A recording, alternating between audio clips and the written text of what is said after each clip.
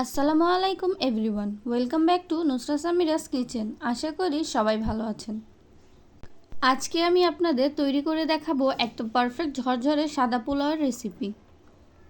আমি চেষ্টা করব A to Z সকল টিপস এবং ট্রিক্স আপনাদের সাথে শেয়ার করার, যাতে আপনারাও খুব সহজেই এইরকম ঝরঝরে সাদা পোলাও তৈরি করতে পারেন। আশা করি ভিডিওটি আপনাদের উপকারে আসবে।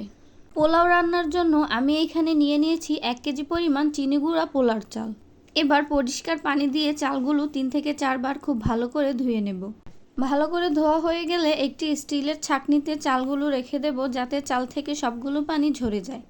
অপর পাশে চুলায় একটি হাঁড়ি বসিয়ে তার মধ্যে দিয়ে দিচ্ছি 1/3 কাপ রান্নার রেগুলার তেল আর 1/3 কাপ পেঁয়াজ কুচি। এবার পেঁয়াজগুলোকে ভেজে বেরেস্তা তৈরি করে নেব।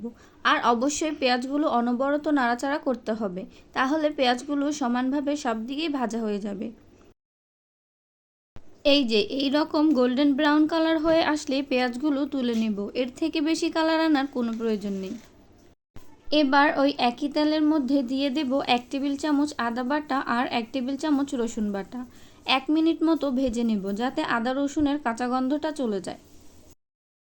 এখন এর মধ্যে দিয়ে দেব আগে থেকে ধুয়ে রাখা পোলাওর চাল। চালগুলোকে নেড়েচেড়ে খুব ভালো করে ঝরঝরে করে তেলে ভেজে নিতে হবে। আর আমি এইখানে আলাদা কোনো পেঁয়াজ ব্যবহার করিনি। আপনারা চাইলে পেঁয়াজ কুচি বা পেস্ট ব্যবহার করতে পারেন, তবে আমার মনে হয় পেঁয়াজের বেরেস্তাই যথেষ্ট হবে। এই পর্যায়ে দেখুন চালগুলো কতটা ঝরঝরে হয়ে গেছে। পোলাও ঝরঝরে করে রান্না করতে হলে এই দিকটা খেয়াল রাখতে হবে, যেন চালটা এইরকম ঝরঝরে করে ভেজে নেওয়া হয়, তাহলেই পোলাওটা পারফেক্টভাবে ঝরঝরে হবে। দেখেই বুঝতে পারছেন কতটা ঝরঝরে হয়েছে। একটা চাল অন্য আরেকটা চালের গায়ে লাগছে না, ঠিক এই রকম করেই ভেজে নিলে হবে। এবার দিয়ে দেব পরিমাণ মতো পানি। পানিটা অবশ্যই পরিমাণ মতো দেওয়ার চেষ্টা করবেন, কারণ পানির পরিমাণটা কম বা বেশি হলে পোলাও পারফেক্ট হয় না। আমি এখানে 1 কেজি পোলাও চালের জন্য 1.5 কেজি পরিমাণ পানি ব্যবহার করেছি।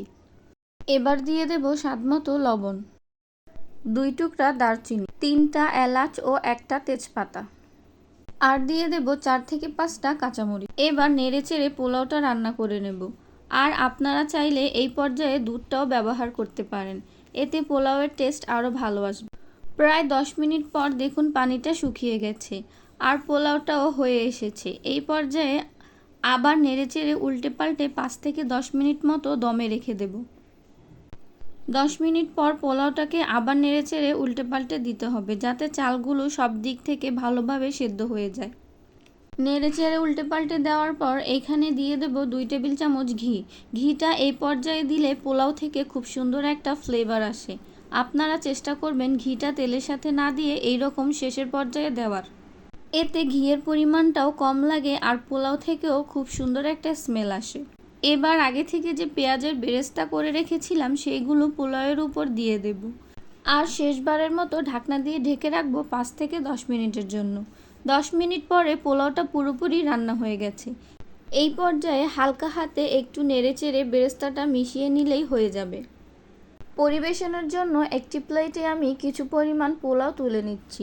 দেখেই বুঝতে পারছেন পোলাওগুলো কতটা ঝরঝরে হয়েছে, আর ঘি দেওয়ার কারণে খুব সুন্দর একটা স্মেল আসছে এবং সম্পূর্ণভাবে সেদ্ধও হয়ে গেছে। আশা করি আজকের রেসিপিটা আপনাদের ভালো লেগেছে। ভালো লেগে থাকলে একটি লাইক করে ভিডিওটা বন্ধুদের সাথে শেয়ার করে দিবেন, এবং আরও সকল নতুন ভিডিও পাওয়ার জন্য চ্যানেলটি সাবস্ক্রাইব করে পাশে থাকবেন। ধন্যবাদ।